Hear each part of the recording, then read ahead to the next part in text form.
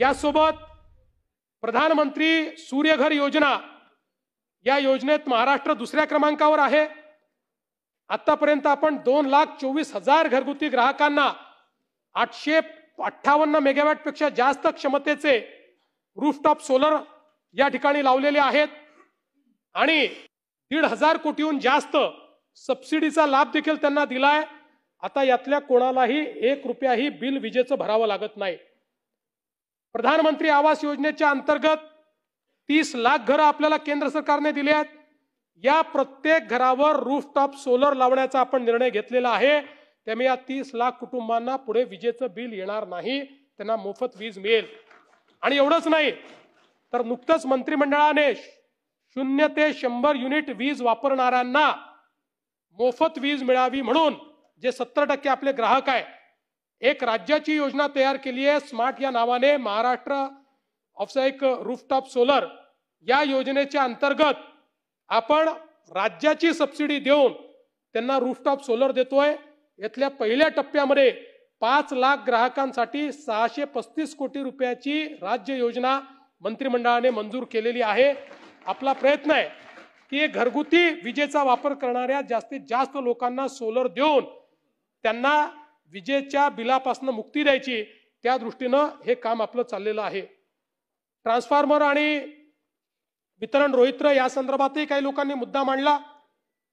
आपल्याला कल्पना आहे की नादुरुस्त रोहित्र दुरुस्त करण्यासाठी आपण मोठ्या प्रमाणात जवळपास 2,417 एजन्सी नियुक्त केलेल्या आहेत आणि 25-26 या कालावधीमध्ये आपण 8,737 जे काही नादुरुस्त रोहित्र होते ते सुधारवणे आणि 8,726 वितरण रोहित्र बदलण्याची कारवाई देखील केलेली आहे। यासोबत जवळपास 10,400 थ्री फेज वितरण रोहित्रांचा साठा आता आपल्याकडे उपलब्ध आहे। त्यामुळे कुठेही डिस्ट्रीब्यूशन ट्रान्सफॉर्मर आता नाही, ते फेल झालं म्हणून 8-8, 10-10 दिवस लोकांना थांबावं लागणार नाही, अशा प्रकारचा प्रयत्न आपण केलाय। या ठिकाणी ऑइलच्या संदर्भात वगैरे आता सांगून आपला मी वेळ घेत नाही। निरंतर योजनेच्या संदर्भात यापूर्वी मी बोललेलो आहे, ते सांगत नाही।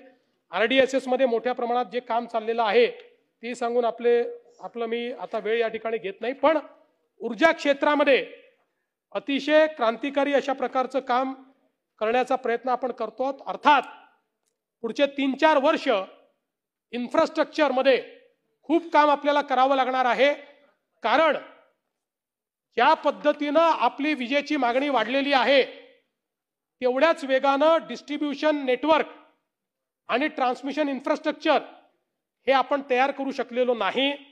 त्यामुळे वीज उपलब्ध आहे, पण हे सगळं इन्फ्रास्ट्रक्चर याचा ॲडिक्वसी प्लॅन झाला, त्याचा टायअप झाला, पैशाची उपलब्धता झाली, त्याचे टेंडर झाले आहेत। आता ह्याचं एक्झिक्युशन करण्याकरता पुढच्या 3 वर्षामध्ये फेजमध्ये हे या ठिकाणी होईल आणि या महाराष्ट्राला अतिशय दर्जेदार अशा प्रकारची वीज या ठिकाणी स्वस्तात देण्याचं काम हे या राज्य सरकारच्या माध्यमातून निश्चितपणे करण्यात येईल।